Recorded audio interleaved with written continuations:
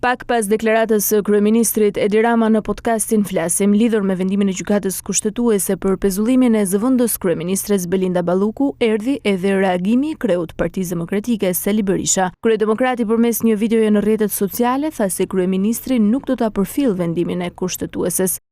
Edi Rama, në panik dhe i fantaksur, u zotua para jush në mënyrë më të papërgjegjshme se ai nuk do të përfillë vendimin e gjykatës kushtetuese, mbasi sipas tij nuk ka ndodhur kurrë që një ministër të pezullohet nga gjykatat.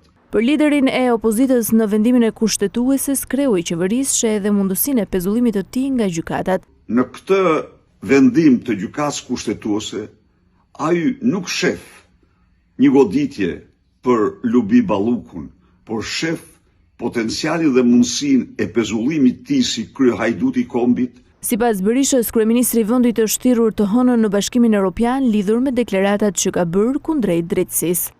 Sipas medjave, ai është thirrur në Bruksel pikërisht për t'i komunikuar vendimin që është marrë në rast se ky pengon sistemin e drejtësisë në ndërtarinë e tij.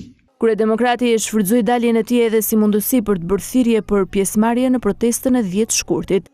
Ditën e martë, se cili prej jush proteston, shpreh revoltën në kryengritjen paqësore të opozicës, jo vetëm për vete, por për fëmijët e tij, për Shqipërinë. Kreu i Partisë Demokratike shtoi se shqiptarët duhet të marrin në dorë fatin e Shqipërisë si rruga e vetme e integrimit të Shqipërisë në Bashkimin Evropian, si dhe për rivendosjen e shtetit ligjor dhe rendit kushtetues.